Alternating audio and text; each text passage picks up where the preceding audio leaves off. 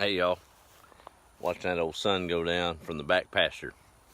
Ain't no thunderstorm over me tonight, so it might be safe. Won't have to make a break run for the house. Now I came up here this little corner of the pasture. Off over here was the pear orchard. There's still some pear trees out there.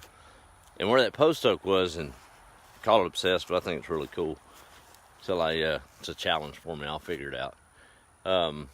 That little patch is not that big. It might be a quarter acre, maybe a half, between here and the highway. So it's kind of one of those patches that just got overlooked, by me anyway. It was never functional for the farm, so now that post oak fell, I started digging in. I walked in there tonight. It's a lot of yopon trees, obviously, that grow up, but about 50 foot in is an old fence row. That was kind of cool. Old cattle loader back there. They had dairy cow on here. They did have pigs. I found out this is before my time. They had it all, I guess. My Aunt Bonnie, living in Woden now, was talking about she was the cow milker. Hey Jerry, how are you? Hey Kim. And I didn't realize this either. They moved as watermelon farmers. They would lease land all over Texas. And I did know they had some land down in Falfurrias, South Texas, for a while. And they actually had a house down there and lived down there for a while when my mother was a baby. And my Aunt Bonnie went down as a caretaker while Mama and Pawpaw and the rest of the bunch farmed the land down there. And here's a cool communication piece. My aunt was telling me that so she'd stay at home in the farmhouse and take care of my mother, who was probably a toddler, if not younger, and the whole family would be, half mile away in the field working watermelons. And my aunt had an old white sheet, or an old white something pretty big. And if she got in trouble at the house or needed Mama to come back, she'd hang it on the porch. And Mama would keep watch on the house. So if she saw that white sheet hanging up, it meant something was wrong at the house and she needed to come home. Isn't that neat? That's before cell phones, I guess. Hey Mike, how are you, buddy? So anyway, I'm up here still pondering on this dang oak. I measured it tonight, and it's 108 inches around, right at 9 feet, about 4 foot up. Of course, I tried to Google the age, but Google failed me. Everything's about regular oaks, and the more you research, them old post oaks grow really, really slow. So it's a whole different animal. I did see a posting by an arborist out of Fort Worth that dated a post oak with it. So you have to take the 108 inches, divide it by pi, 3.14, and that gives you your true diameter. And so it's 34 inches or so true diameter on that oak. And he dated one in Fort Worth at 28 inches that was 300 years old. So, I don't know. I'm right in the heart of forestry country with SFA. It just so happens to be summer, and none of the professors are there. So I put it on my personal page. Maybe I've got a professor in the mix somewhere, and they might chime in. Hey Aunt Pat, there's Alicia and Lisa from Oak Cliff, Texas. Imagine that, we're talking about oaks. Look at this sweet gum. Now, this is another monster. There's a big old pine tree right now. All right, I'm all over the place. Let me regather my thoughts. Right behind the post oak is an old virgin pine tree.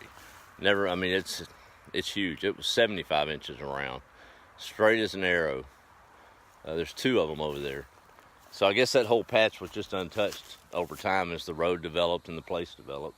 And these sweet gum trees ain't no joke either behind me. Look at that. That's a sweet gum. So, really, really neat.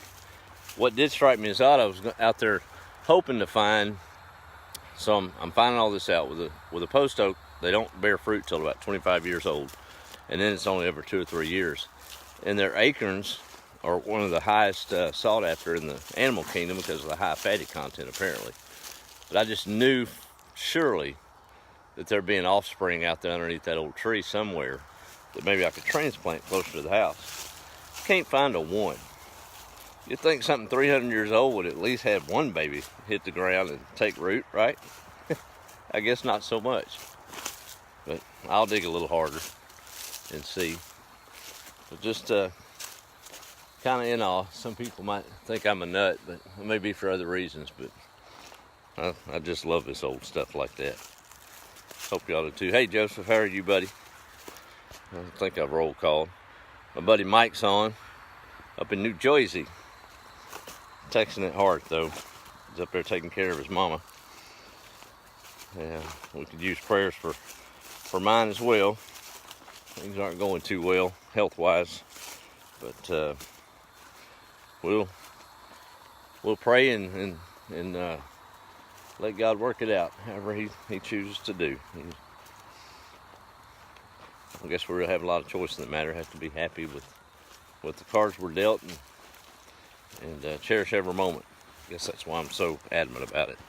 Hey Roxanne, Jerry, hey Stacy, how are you? Good Lord God. Hey Mason, what's going on, buddy? Well, all y'all gets thumb. I'm thumbing. Let's see. Am I caught up? Ah, yeah, that's true, Mike. Sally, Linda, Lana, hey everybody. The thing about this one, I can't count the rings. I really don't want it to fall down. And I looked at it, I thought the heart was gotten. I'm convinced it is a lightning strike because of the charcoal in the piece that fell. It was probably that lightning strike from that video, looking back. It was so close. Took it a day to get it. But the heart is actually not exposed. So it may have a few more years still in it. Of course, I'm sure disease is going to take over with an exposed trunk. But anyway, it's a pretty neat tree. Pretty neat. I'm going to pretend it's 250 years old, even though it's probably older. And that's that. So, whatever. I guess. Talking about persistence, I was telling a fishing story yesterday, and after I got off, I got to think, first of all, my Aunt Donna, good Lord, I always called her Aunt, because we were kids of the youngest child, so my cousins were 20 years older, 10 to 15 to 20 years older, so it always looked at them as aunts for whatever reason.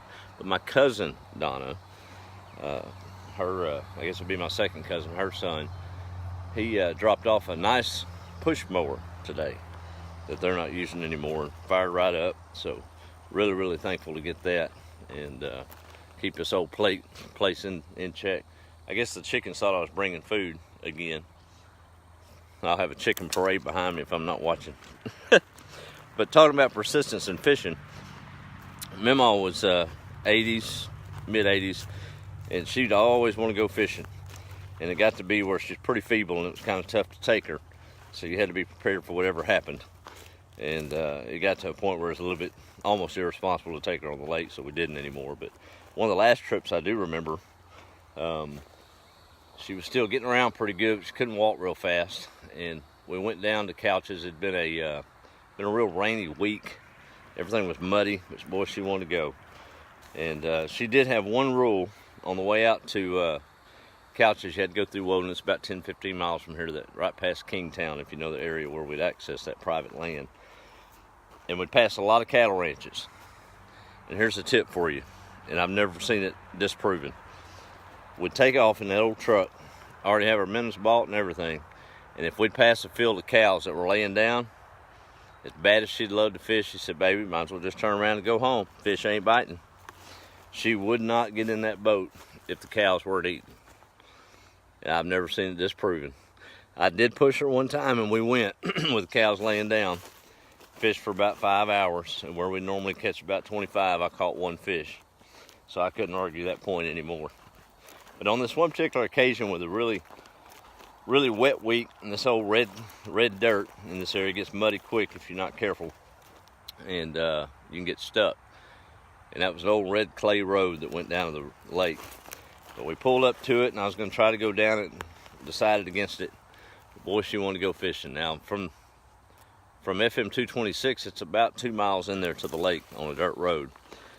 And she wanted to go. And I'm like, oh man, I got my work cut out for me. So we got to walk it. We parked at the highway, and you got all the gear, you know, the minnows, the ice chest with food in it, and tackle and rods and cane poles, the whole nine. Well, I took off walking and love her to death. Of course, she couldn't carry anything. I wouldn't have let her if she could. So she starts walking at 2 miles, and I take off. and I walk pretty fast.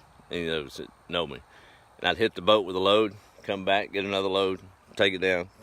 I passed her 3 times on that 2-mile track, toting everything in there. It was worn smooth out. But we went and we fished, and I was praying they wasn't biting, because that was more taking stuff out. We caught a bucket full. So now it was 4 trips. She'd smile at me every time I'd pass her with a new load, but we went fishing. She was persistent about that fishing. She told me her mama used to say, Ma Duke was her name. She was a quarter Cherokee Indian, white-headed. And they'd fish in the 1900s, be walking back from an old creek, and somebody'd holler from the porch, "Did y'all catch anything?" And Ma Duke's only response was always, "More than we could eat." She'd say it really fast. "More than I could eat." She wasn't going to disclose how many they caught or where they got them from. But another fishing story. Yeah, Donna Wells, Teacher of the Year. How about that? Yep. That's a good friend of my sister's down in Huntsville, and they're both educators. And Donna teaches at Stewart Elementary. Grew up in the shadow of that school, and got Teacher of the Year down there. So kudos for that. That's a big accomplishment in HISD. Congratulations there, Donna. Yeah, Cherokee proud, you bet. Hey, Susan, how are you in Oklahoma? Oh, yeah, I did not forget Donna Wells. I did not forget her. They're coming up to visit next week, so y'all might get to see them too on a video or two. They're gonna help me decorate the living room in the house. What, I forget, shabby chic or something. I don't know. I got a clock in there. Isn't that all you need? It may be. I better stay outside that last 2 days of next week. We'll see. I may end up sleeping out here with the chickens. Time they get done decorating, as they call it. We'll see. I'm sure they'll do fine. All right. Well, we're going to call it a night. I think I've rambled long enough. Weekend's coming. We're going to mow the yard again tomorrow, and got a little work to do. And I guess that's it. Hope y'all have a good weekend.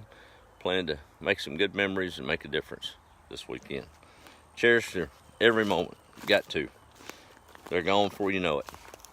It's like that old oak tree laying in the pasture now, or part of it. So look around and capitalize those moments. Got to talk to Mike today. He called me, my buddy Mike up in New Jersey. Hadn't talked with him in a couple of weeks, and that was a good, big treat to hear from him. But appreciate y'all, and make the week count. I'm gonna go watch this sunset and then cook a little supper. Y'all have a good evening. Be the light.